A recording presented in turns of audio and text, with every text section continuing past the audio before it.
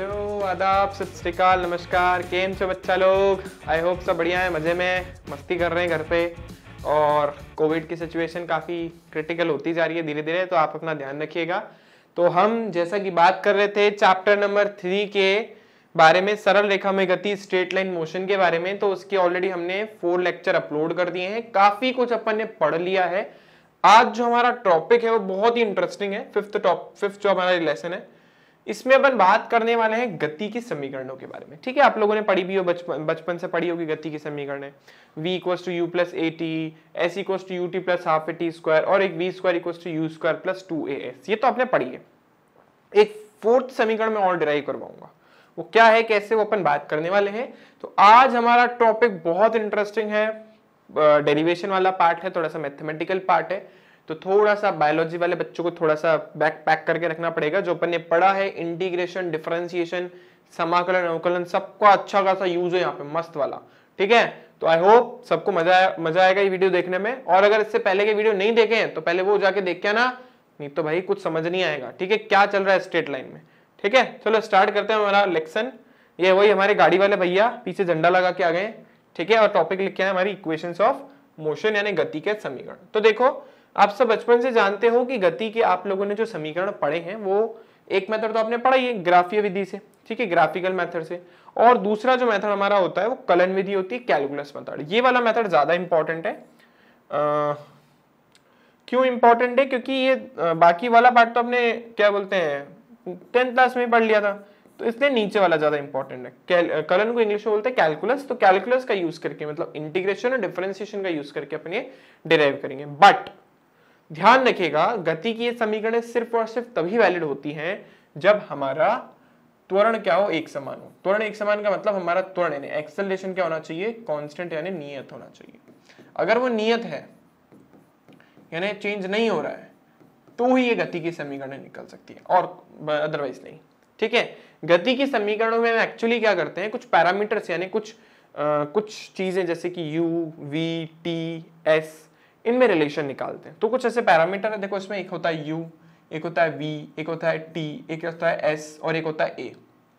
अब एक के लिए जगह नहीं बची, चलो। तो ये 5 पैरामीटर है जो हमारे पास, इसके बीच में रिलेशन होता है हमारे पास u, v, a, t, s। ठीक है ना, ऐसे भी आप लर्न कर सकते हो। तो ये 5 पैरामीटर में एक्चुअली गति के समय में समीकरण में रिलेशन देती है। बट आपको ये चीज ध्यान रखनी है कि ये गति की समीकरण सिर्फ और सिर्फ तभी लग सकती है बेटा जब हमारा त्वरण नियत होना चाहिए, पहली बात। और दूसरी बात कि यहाँ पे जो s आ रहा है ना, ये h किसको बताएगा, हमारे विस्थापन को यानी डिस्प्लेसमेंट को बताएगा।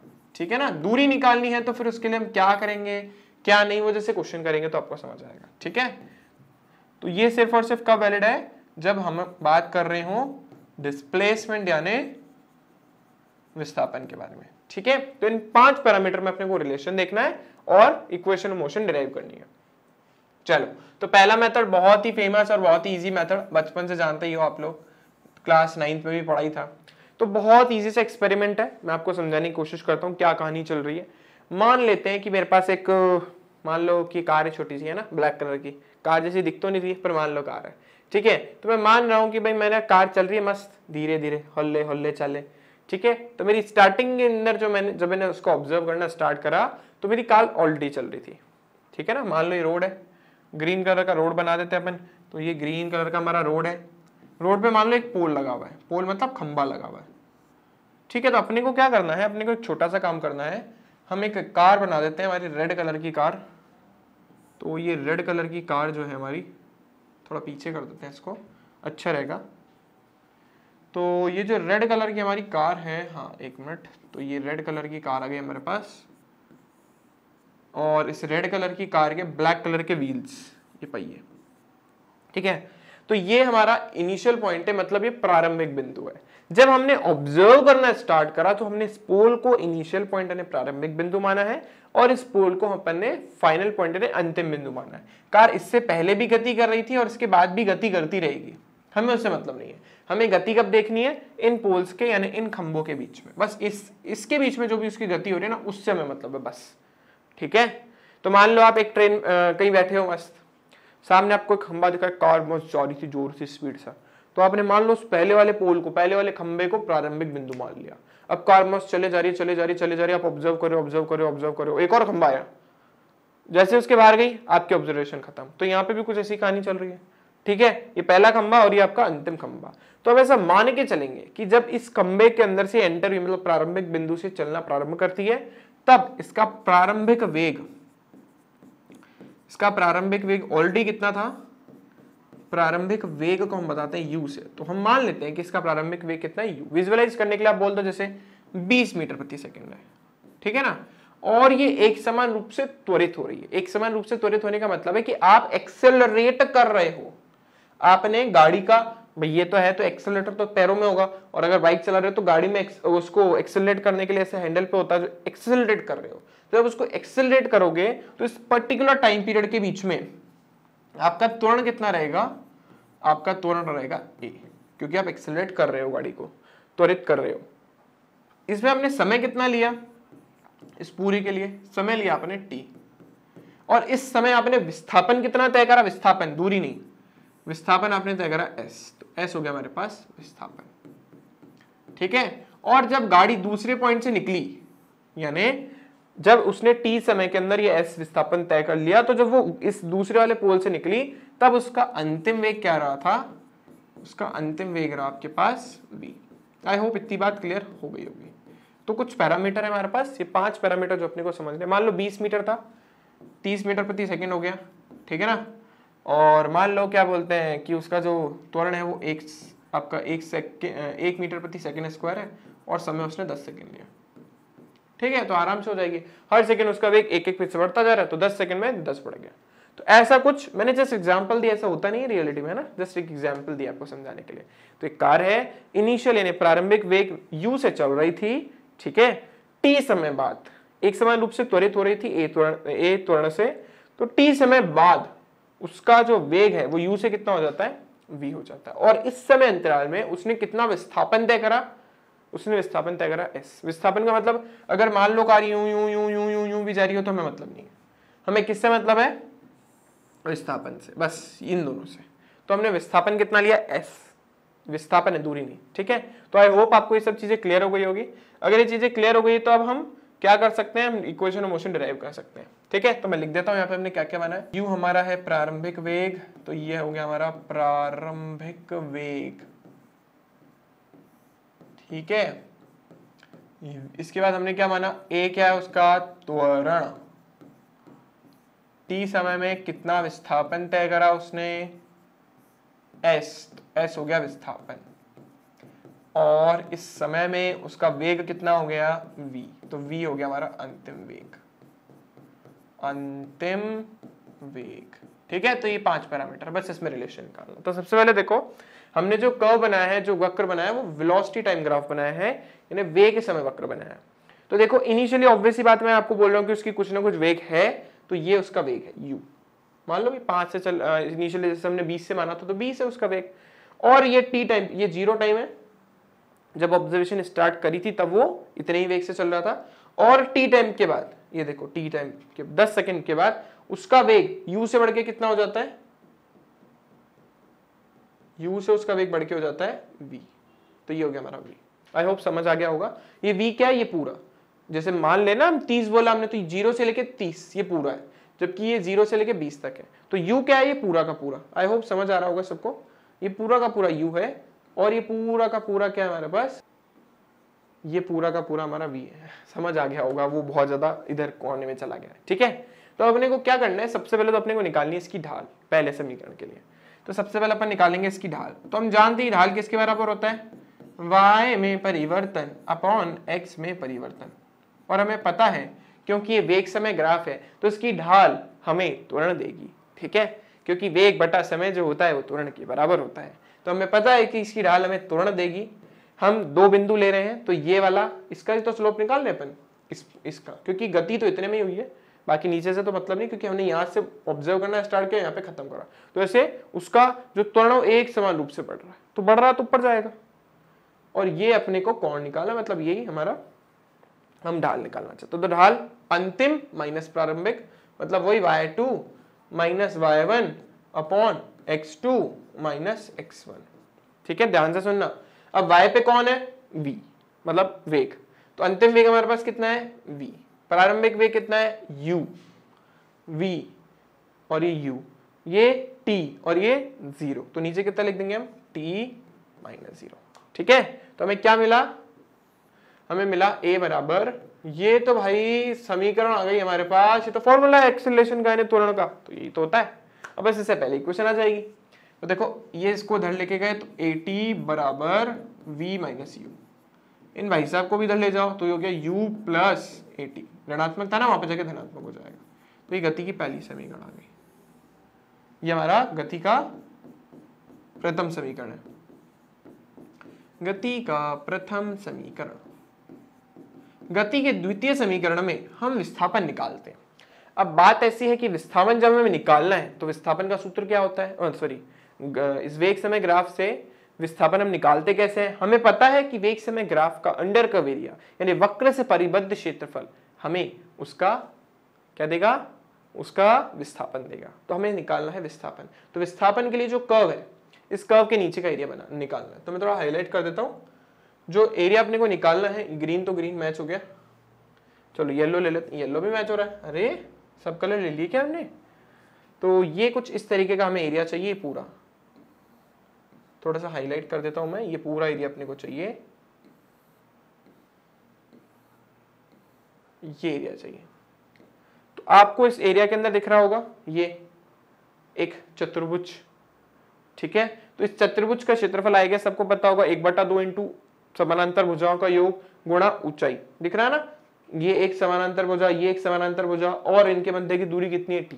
अगर याद नहीं है तो कोई घबराने वाली बात नहीं है, ऊपर एक त्रिभुज अलग बन रहा है और नीचे एक आयत अलग बन रहा है, दोनों का योग करना है तो हमें विस्थापन मिल जाएगा। क्योंकि हमें पता है कि वेग समय वक्र का वक्र से परिबद्ध क्षेत्रफल हमें विस्थापन देता है, तो हमें विस्थापन ही चाहिए। चलो पीछे आगे चलते हैं और चलो लिख देते हैं विस्थापन का मान हमारे पास, अरे येलो हमें वाइट कलर चाहिए। तो विस्थापन जो है हमारे पास यानी S जो है हमारे पास वो किसके बराबर हो जाएगा, वक्र से परिबद्ध क्षेत्रफल, ठीक है, वक्र से परिबद्ध क्षेत्रफल। अब ध्यान से सुनना है, जैसे मैंने आपको बोला वक्र से परिबद्ध क्षेत्रफल कैसे निकलेगा, ट्रिपीजियम से निकाल देता हूं मैं, ठीक है। तो ये दिख रहा होगा आपको एक ट्रिपीजियम जिसकी एक जो साइड होती है यानी एक भुजाएं जो होती है वो समानांतर होती हैं। और तो ट्रिपीजियम का एरिया का जो सूत्र होता है हमारे पास, ट्रिपीजियम को इंग्लिश में बोलते हैं समलंब चतुर्भुज, ठीक है। समलंब चतुर्भुज का है कि सबको एरिया आता होगा यानी उसका क्षेत्रफल 1/2। ढंग से देखोगे तो देखो ये है ही, ऐसा ही है, ऐसा होता ना हमारा कुछ, ये ऐसा कुछ बना हुआ है ना, जिसमें ये वाली वैल्यू कितनी है, ये वाली है u, ये वाली पूरी कितनी है वाली, जब ये पूरी v है तो ये भी कितनी होगी v, तो ये हो गया हमारे पास v। और ये कितनी है हमारे पास, देखो t माइनस 0 करोगे ना तो ये कितना आ जाएगा हमारे पास t। तो 1/2 इंटू समानांतर भुजाओं का योग यानी v प्लस u और गुणा उनके मध्य की दूरी या ऊंचाई जो हमारे पास है t, ठीक है। अगर ऐसे नहीं आता ना तो मस्त कोई इश्यू वाली बात नहीं है। नीचे देखो ये क्या है, त्रिभुज, सॉरी आयत, आयत का क्षेत्रफल कितना होता है, आयत का क्षेत्रफल होता है v मतलब लंबाई इंटू चौड़ाई, तो लंबाई कितनी है t, चौड़ाई कितनी है u, तो ये हो गया हमारे पास u इंटू वी प्लस ये क्या है त्रिभुज, त्रिभुज का क्षेत्रफल 1/2 गुणा आधार, आधार कितना है t, ऊंचाई ये इसकी ऊंचाई, ध्यान से सुनना ऊंचाई के बारे में, ये इसकी ऊंचाई है। तो ऊंचाई कैसे निकलेगी, देखो ये पूरा कितना है यहां से यहां तक, अरे यहां से यहां तक कितना है v, यहां से यहां तक कितना है u, ये पूरा कितना हमारे पास v, यहां से यहां तक कितना हमारे पास u, तो ये बचा हुआ कितना हो गया v minus u। 1/2 into t into v minus u, ठीक है ना। आई होप सबको क्लियर हो गया होगा, बट मैं ज्यादा ये ट्रिपीजियम वाला जो समलंब चतुर्भुज वाला पार्ट होता है उसको प्रेफर करता हूं। तो मैं सबको रब कर देता हूं क्योंकि हमें सब चीजें नेक्स्ट पेज पे चाहिए। चलो हट गया है सब, ओके। तो हम वो वाला सूत्र यूज करें जो पहले मैंने आपको बताया था, 1/2 इंटू समानांतर भुजाएं कौन कौन सी थी, मैं एक बार वापस यहाँ पे डायग्राम बना देता हूं।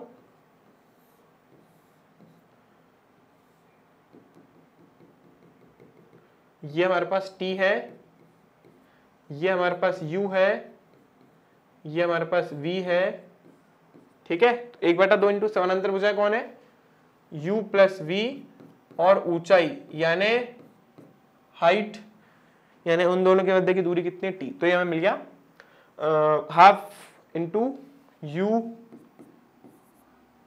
Plus v into T. अब हम यूज तो ये भी समीकरण कर सकते हैं, गलत तो नहीं है, पर जो सेकंड समीकरण होता है ना उसमें v कभी नहीं होता, मतलब हम v को एलिमिनेट करना चाहते हैं, हम v को हटाना चाहते हैं, तो v को हटाने के लिए हमें पहली समीकरण का उपयोग करना पड़ेगा। चूंकि हमारी जो पहली समीकरण थी ऐसा हम जानते हैं कि v बराबर किसके थी, u प्लस ए टी के, हम वो रख देते हैं। हमें पहले तो देखो दूसरी समीकरण के लिए हमें v को एलिमिनेट करना होता है, v को हटाना होता है, और थर्ड वाली समीकरण के लिए हमें t को हटाना होता है, ठीक है ना, याद रखना है। दूसरी समीकरण के लिए, द्वितीय के लिए हमें किसको हटाना है, v को हटाना है, और तृतीय ने तीसरे के लिए हमें किसे हटाना है, उसके लिए हमें हटाना है t को। आई होप समझ आ गया होगा, ठीक है ना, ये याद रखना है बस सबको। तो ऐसे देखो v कैसे हटेगा, s बराबर 1/2 u as it is, v का ये रहा formula, u plus a t. ध्यान रखना ये पूरी की पूरी v की वैल्यू है, ये पूरी की पूरी किसकी वैल्यू रखी हमने, v की वैल्यू, t हमारा एज इट इज, s बराबर 1/2 u प्लस u हो गया 2u प्लस ए टी, और ये इंटू टी, s बराबर गुणा कर दो। अब ध्यान से सुनना, ये t भी सबसे गुणा होगा और हाफ भी होगा, अगर आप कंफ्यूज हो रहे हो तो पहले t को कर दो, t भी होता है ना, कुछ बच्चे ऐसे होंगे जिन्हें पता नहीं होगा कि ये भी अंदर गुणा होता है, ब्रैकेट के बाद जो भी लिखा है सब गुणा होता है, इस चीज का ध्यान रखना, ऐसे नहीं आप सोच लो कि नहीं होता, सब होता है। अब मैं हाफ से कर देता हूं, मतलब 1/2 से ये आ गया और ये भी आ गया, ठीक है, बस अब तो सिंपल है। तो ये 2 से 2 कटा, हमें क्या मिला, s बराबर ut plus half a t square. I hope सबको क्लियर हो गया होगा, इजी सी इक्वेशन थी। इसको डब्बे में डाल देते हैं हम, तो इसको हम डाल देते हैं डब्बे में। ये गति की हमारे पास आ गई द्वितीय समीकरण। आई होप सबको क्लियर हुआ होगा, ठीक है। चलो अब नेक्स्ट इक्वेशन के लिए टी को एलिमिनेट करना है, तो नेक्स्ट इक्वेशन के लिए मैं वापस लिख देता हूं। हमने क्या लिखा, s बराबर हमारे पास कितना आया था, 1/2 into u plus v into t. इस बार हमें किसको हटाना है, t को। हम जानते हैं, जैसा कि हम जानते हैं कि v बराबर u प्लस ए टी के होता है, तो हमें यहाँ से t चाहिए।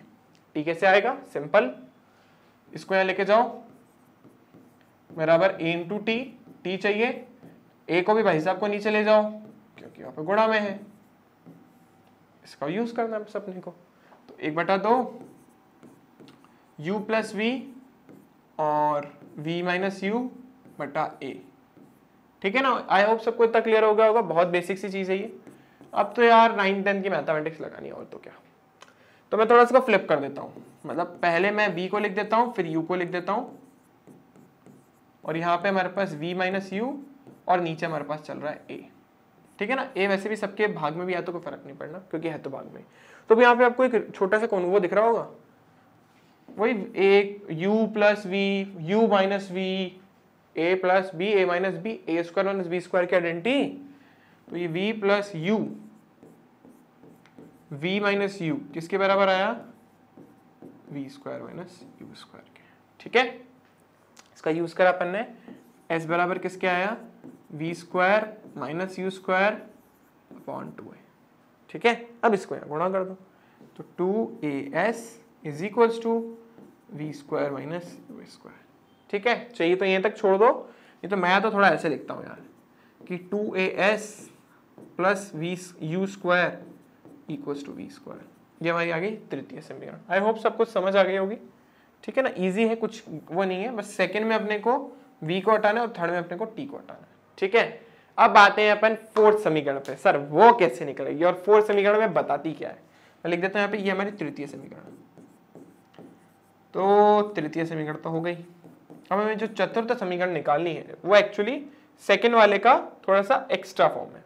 तो अगर हमें किसी भी पर्टिकुलर इंस्टेंट पे विस्थापन निकालना हो, जैसे मैं आपको बोलूं कि मुझे 10वें सेकंड में वस्तु में कितने 10वें सेकंड पर वस्तु ने कितना विस्थापन तय किया वो निकालना है। मुझे क्या पता करना है, मुझे पता करना है कि वस्तु ने 10वें सेकंड पे कितना विस्थापन तय किया था। नहीं मान लो मैं आपसे पूछ रहा हूं, तो 10वें सेकंड पर अगर मुझे विस्थापन चाहिए, 10वें सेकंड पर विस्थापन चाहिए, तो मैं 10 सेकंड तक विस्थापन निकालूंगा, 10 सेकंड तक विस्थापन निकालूंगा और 9 सेकंड तक विस्थापन निकालूंगा और उन दोनों को माइनस कर दूंगा, तो मुझे 10वें सेकंड पे अपने जितना विस्थापन तय किया वो निकल जाएगा। ठीक है, तो 10वें सेकंड के विस्थापन के लिए हम 10 सेकंड तक के विस्थापन में से 9 सेकंड तक का विस्थापन माइनस करेंगे। तो अगर मैं आपसे पूछ रहा हूं nth सेकंड में आपने कितना विस्थापन तय किया, तो आप क्या करोगे, nth सेकंड में से n-1वें सेकंड को आप माइनस कर दोगे। तो बहुत सिंपल सा लॉजिक है। जैसे मैं आपसे 5वें सेकंड पे पूछता तो आप 5 सेकंड तक का विस्थापन निकालते, 4 सेकंड तक के विस्थापन में से उसको माइनस कर देते। तो अगर मैं आपसे nवें सेकंड का विस्थापन पूछूं, nवें सेकंड का विस्थापन पूछूं, सेकंड का विस्थापन, तो वो किसके बराबर हो जाएगा, हो जाएगा हमारे पास n सेकंड तक का विस्थापन, n सेकंड तक विस्थापन और माइनस इससे पहले वाला सेकंड कौन होगा, n-1, n-1 सेकंड तक विस्थापन। आई होप्स क्लियर हो गया होगा। जैसे ना 10वें सेकंड पे पूछा तो 10 में से 9 को माइनस कर रहे हैं, 10वें सेकंड तक विस्थापन निकाला, 90वें सेकंड तक विस्थापन निकाला और दोनों को माइनस कर दिया, तो हमें 10वें सेकंड में उसने कितना विस्थापन तय करा ये पता चल गया। तो जो फोर्थ इक्वेशन ऑफ मोशन हम यहाँ पे लिखने वाले हैं वो एक्चुअली nवें सेकंड का विस्थापन हमें देती है। ठीक है, तो हम लिखते हैं फोर्थ इक्वेशन यानी चतुर्थ समीकरण। तो ये हो गया हमारे पास चतुर्थ समीकरण। ये क्या बताती है हमें, nवें सेकंड पर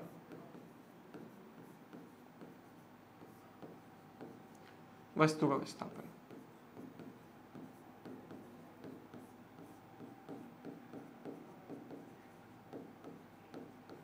ठीक है, ये हमें पता करना है।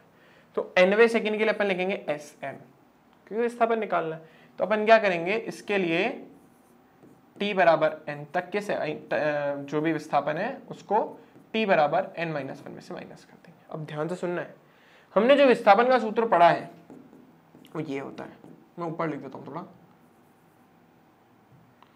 तो हमने जो पढ़ा है वो s बराबर ut plus half a t square, ये होता है। ये बता रहा है हमें tवें सेकंड तक वस्तु का विस्थापन। हमें क्या बता रहा है, t सेकंड तक वस्तु का विस्थापन, 10 सेकंड तक, 15 सेकंड तक, 16 सेकंड तक, 20 सेकंड तक, 1 घंटे, 2 घंटे, 3 सेकंड, जितना भी टाइम है, तो उस सेकंड तक हमें ये विस्थापन बता रहा है। तो अगर मैं nवें सेकंड तक आपसे वस्तु का विस्थापन पूछूंगा तो आप t की जगह क्या रख दोगे, n। तो देखो क्या आएगा, हमें मिलेगा un plus half an square. ये nवां सेकंड है, 10वां सेकंड पूछ रहा हूं ना, तो n की जगह 10 आ जाएगा। और n-1 का मतलब क्या है, 10वां पूछ रहा हूं तो 10 में से 9 को माइनस कर रहे हैं ना, तो ऐसे होगा। तो देखो इस बार क्या आएगा, un-1, बस t की जगह कितना रखना है, n-1। ठीक है ना, प्लस 1/2 a n-1 का होल स्क्वायर। ठीक है, ये डेरिवेशन तो चलो इतना काम का नहीं, इसका कंक्लूजन काम का, मतलब जो रिजल्ट आएगा।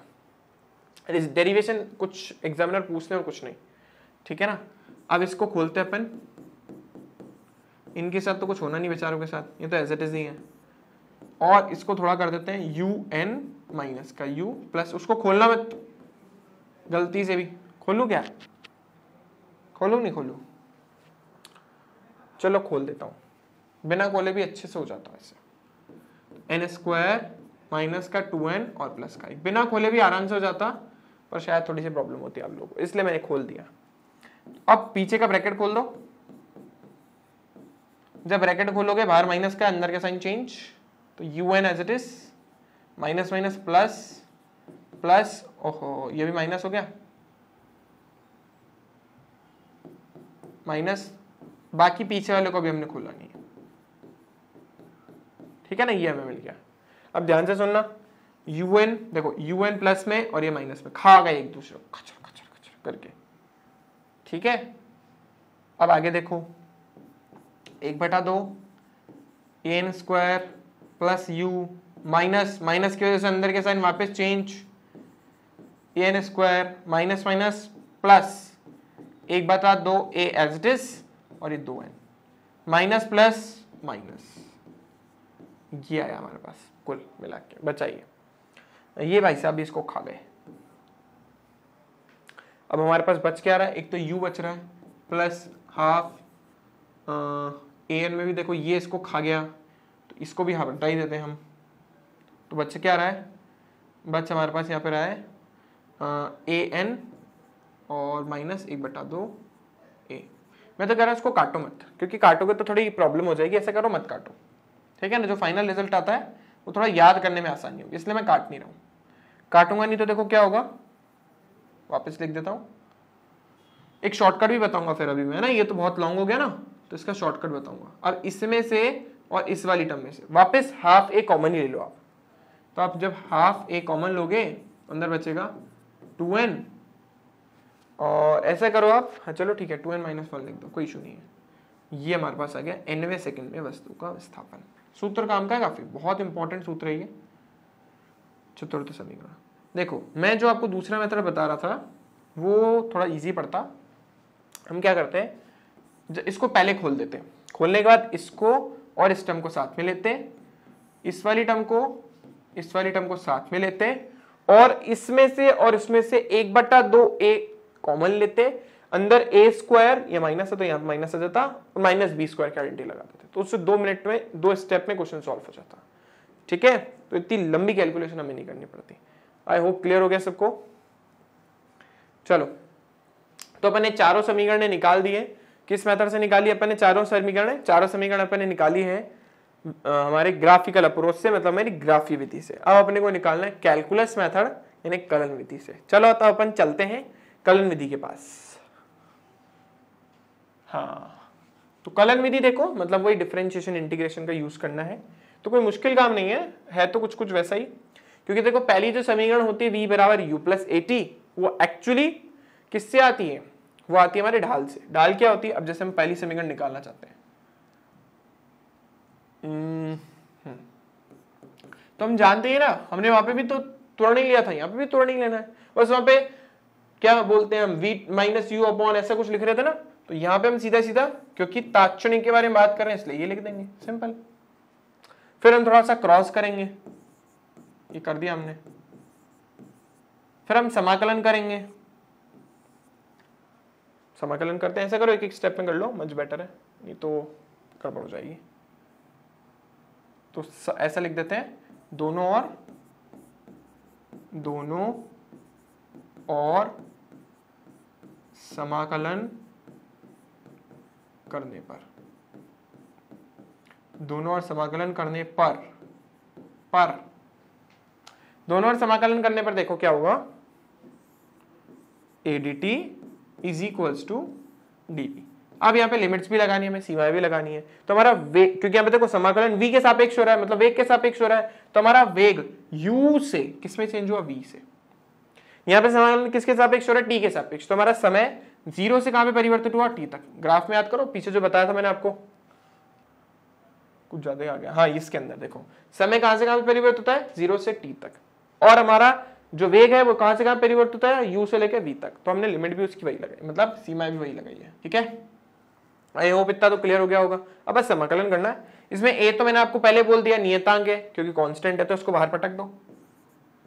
dt का समाकलन करना है 0 से लेकर t तक, और बराबर यहाँ पे vd का समाकलन करना है। थोड़ा मैं नीचे लिख देता हूँ, नहीं तो आप थोड़ा कंफ्यूज ज्यादा हो जाओगे इसमें, थोड़ा सीमा आपको क्या एक साथ दिखने लग जाएगी। तो ये dv हो गया u से लेके v तक, ठीक है ना। इसके बाद तो आप जानते ही हो dt t के सापेक्ष चल रहे हैं, तो सीधा सीधा कितना आएगा t, इसमें तो ज्यादा सोचने वाली बात ही नहीं है। और इक्वल्स टू dv का कितना हो जाएगा, v। जैसे dx का x होता है, dt का t होता है, वैसे ही dv का v। और लिमिट कहां से कहां तक, u से लेके v तक। इसमें पहले उच्च सीमा फिर निम्न सीमा, वहां पे भी पहले उच्च सीमा फिर निम्न सीमा, v की जगह v आ जाएगा वापस। तो देखो क्या आया, at बराबर v माइनस यू। सेम चीज इसको यहाँ लेके गए, u प्लस at बराबर क्या गया, v। हमें पहली समीकरण मिल गई, वही v बराबर u प्लस at। आसान थी, कुछ प्रॉब्लम ही नहीं थी, आराम से हो गई। तो आई होप इतना क्लियर हो गया होगा सबको। अब जो सेकंड समीकरण ना, वो विस्थापन से संबंधित है, मतलब विस्थापन और आपके त्वरण से संबंधित है। ठीक है, v बराबर u प्लस एटी लिखते थे ना अपन, तो s आ रहा है, v भी आ रहा है, u भी आ रहा है और a भी आ रहा है, ठीक है। तो वहां पे हम साफ साफ दिख रहा है कि कहीं ना कहीं टाइम तो आ रहा है, मतलब कुछ तो ऐसा होगा ही। तो क्योंकि सेकंड में विस्थापन आ रहा है, तो इस बार हम किसको लेंगे, इस बार हम लेंगे वेग को, ठीक है ना, इस बार हम लिखेंगे वेग को। वेग किसके बराबर होता है, विस्थापन में परिवर्तन की दर को वेग कहते हैं, ठीक है। वही सेम प्रोसीजर, कुछ अलग नहीं है। तो देखो ये हो गया v dt बराबर dx, वही दोनों और समाकलन करने पर, समाकलन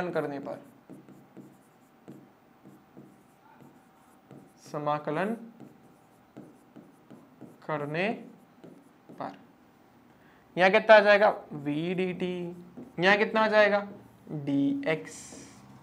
यहां पे किसकी लिमिट लगेगी, टाइम की, 0 से लेके t तक, और यहाँ पे x की मतलब विस्थापन की, तो विस्थापन 0 से s तक चेंज हो रहा है। हमने बोला ना हमारा विस्थापन कितना s, तो 0 से लेके s, पहले विस्थापन 0 था क्योंकि वस्तु 0 से प्रारंभ हुई थी, ठीक है ना, भले उसका वेग कुछ भी हो लेकिन विस्थापन 0 था, और उसके बाद उसका विस्थापन कहां तक गया, s तक, ठीक है। पर प्रॉब्लम है कि वेग जो है ना वो समय का फलन है, क्योंकि हम जानते हैं कि वेग किसके बराबर है, u प्लस ए टी के। तो इसको हम कांस्टेंट की तरह बाहर नहीं पटक सकते, जैसे पहले a को बाहर फेंक दिया था ना, तो v को नहीं फेंक सकते।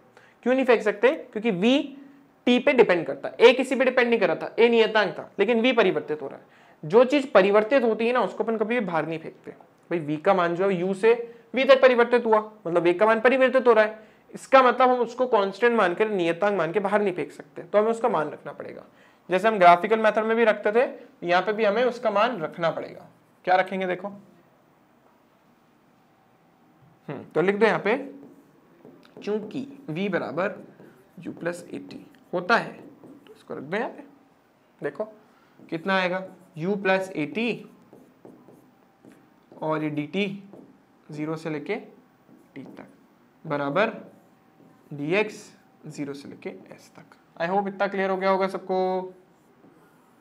चलो अब हमें पता है कि हम अलग अलग कर सकते हैं, तो कर देते हैं अलग अलग। तो 0 से t तक u dt अलग हो गया, प्लस a dt अलग हो गया, नहीं a t dt, sorry t खा गया मैं, तो a t dt कहां से कहां तक, वही 0 से t तक, और राइट हैंड साइड में 0 से लेके s तक। ध्यान रखना समाकलन भी एक साथ ही खुलना है सब जगह, ठीक है ना। अब वही सेम चीज है, अब जैसे u प्रारंभिक वेग तो कांस्टेंट है, वो थोड़ा चेंज हो रहा है, आपका त्वरण भी चेंज नहीं हो रहा, तो उसको आप बाहर फेंक सकते हैं।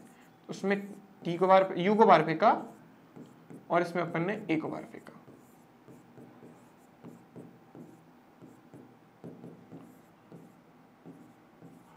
ठीक है, अब क्या करना है, dt का समाकलन हम जानते ही हैं यार, t होता है 0 से t तक, और इसमें t का कितना हो जाएगा, वही घात में एक जोड़ो और उतना ही नीचे लिख दो, तो हो गया t स्क्वायर बटा 2 0 से t तक बराबर dx का x 0 से लेके s तक।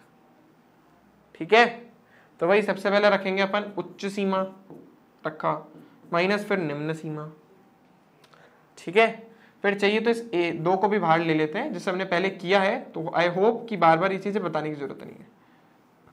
ठीक है, 0 का वर्ग लिखना चाहो तो लिख दो क्योंकि है ही, और यहाँ पे हमारे पास आ जाएगा s माइनस 0। ठीक है, तो हो गया बस देखो ut plus a/2 t square और बराबर s। देखो आ गई ना, s बराबर ut plus half at square, ये हमारी द्वितीय समीकरण आ गई। ठीक है, ये हमारी सेकेंड इक्वेशन आ गई। आई होप क्लियर होगा, बहुत इजी थी। थर्ड इक्वेशन थोड़ी सी ट्रिकी है, क्योंकि थर्ड इक्वेशन में मैंने आपको क्या बोला था, हमें समय नहीं चाहिए, हमें समय को हटाना है। तो अब समय कैसे हटेगा, समझना तो यही कि समय हटेगा कैसे, तो मैंने आपको पहले वाली क्लासेस में बताया समय कैसे हटाते हैं। थर्ड निकाल रहे हैं अपन यहाँ पे, a बराबर dv बटा dt, तो ठीक है, लेकिन मुझे वापस फर्स्ट समीकरण में थोड़ा ना जाना है। हम चाहते हैं कि हम t को हटा दें, तो t को हटाने के लिए मैंने आपको क्या बोला था कि वेग विस्थापन का एक फलन होता है, तो हम इसको क्या लिखेंगे, dv बटा dx फिर dx बटा t, क्योंकि मैंने आपको बोला था ना v x का फलन होता है और x t का। अगर ऐसा नहीं आता तो साफ साफ बोल देता हूं मैं आपको, dx से ऊपर नीचे गुणा भाग कर दो, ठीक है ना, जैसे आपको बाकी टीचर्स बोलते हैं। सॉरी dt लिखना भूल गया मैं। अब देखो इसमें पहले मैंने आपको ये चीज बता रखी है तो शायद किसी को कोई इन्फ्यूजन नहीं होगी। ये वाली जो टर्म है आपकी क्या बन जाएगी, वेग। ठीक है, ये क्या बन जाएगा हमारे पास, वेग।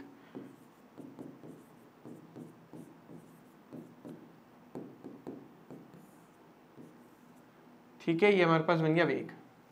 तो हमें क्या मिला, a बराबर v dv बटा dx। ठीक है ना, इन भाई साहब को ले जाओ इधर, इन भाई साहब को जब इधर लेके जाओगे तो हमें कुछ ऐसा मिलेगा। अब वही सेम चीज यहाँ x के मतलब x के सापेक्ष समाकलन है, यहाँ पे v के सापेक्ष, तो लिमिट भी इसी के लगेगी। तो लिख दो मैं दोनों और समाकलन करने पर, दोनों और समाकलन करने पर मैंने आपको जो मेरी चैलेंज प्रॉब्लम थी उसी के जैसा ही।